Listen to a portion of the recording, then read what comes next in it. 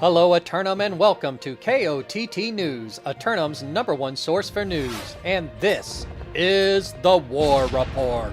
Dynamic change in the history of Eternum last night as the forces of Dogdown returned to prominence in the northeastern corner of the island. An unfortunate breach in the final moments of Windsward, more on that later, and massive open-world PvP around Corbinic Castle and Monarchs Bluff. But first, KOTT news crews caught up with Dogdown leadership to discuss their fight and the next steps. Congratulations on your victory, my friend. Was it a hard-fought win for you tonight? It felt steady. A few points felt pretty hard. A couple times it felt like it was going to be easy. Look, we almost took forward off the first push in. They did a good job of delaying their crash and wiping us. So we just hit a little reset and got on the second push. Well, excellent. Congratulations on your efforts here tonight. Now that you have resettled into Great House status, are you going to be accumulating the other loose marauders on the island? You know, we got to see what we're working with in here. It's been a while since we've owned this place. Here, it's been run amok. Little inventory check, if you would. You got it. Well, you want us to help you out by doing any mission boards this week? We could use all the help we can get. I couldn't tell you what missions we're going to be running for, or what projects we're going to be starting, because I'm probably just going to log out and not be back on to the next war. Well, one last question then before I let you log for the night. Thank you very much for your time. Was there anybody out there who outperformed themselves? You know, our shot caller just really had the passion in it tonight. Apples is just best in slot, man. Guy carries. Something about when you hear that man with that raspy-ass scream just really gets you going.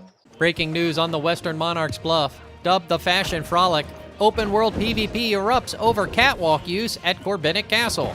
Fashionistas from all factions battled for hours at the venue event space as Eternum's creative specialists vied for dominance. KOTT news crews were able to get some close-up shots thanks to their high-quality, patent-pending LARPCO brand rifle-shaped camera. The back-and-forth raged for hours as KOTT news covered the conflict, before one voice began to be heard above the chaos. By night's end, a peace was brokered and all parties involved agreed to share the runway leading to the castle. KOTT News spoke with the Arbiter for Peace to see what their next move is. Hey man, congratulations, great event. I heard there was PvP out here, so I came sniffing around to see what it might be. Would care to tell us what's going on? What are you developing out here? John, New World has been in a drought for the last 2 years.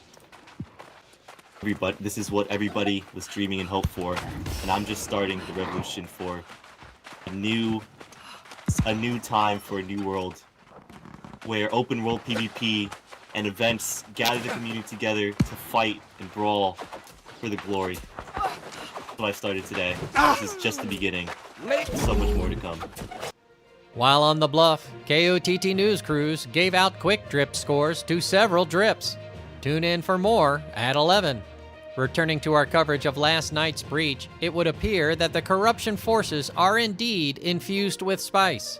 Or perhaps the madness leaking from the portals of the deranged madman Rafflebones has had some impact on the environment.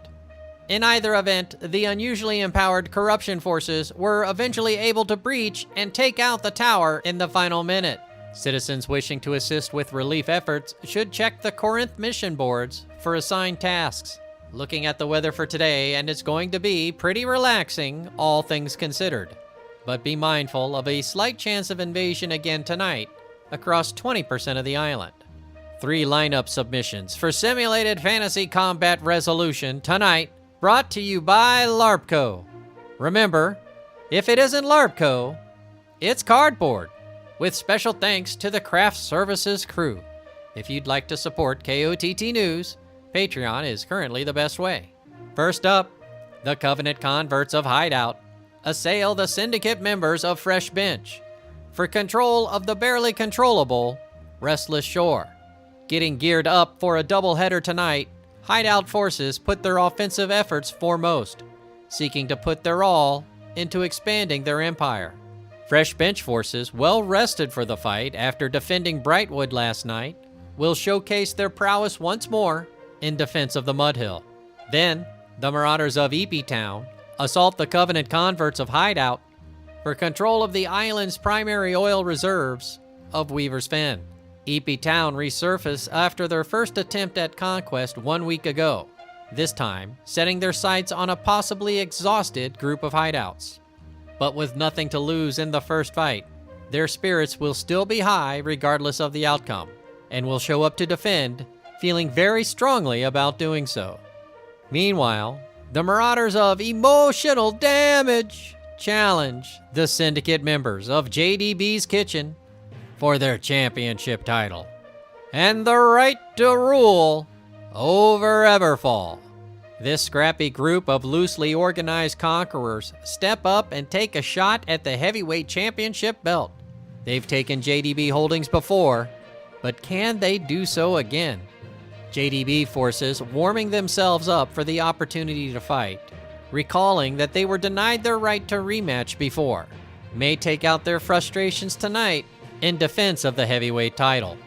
Be sure to tune in for complete coverage and reactions from the citizens tonight at 11. Until then, this has been War Correspondent JChalant, KOTT News.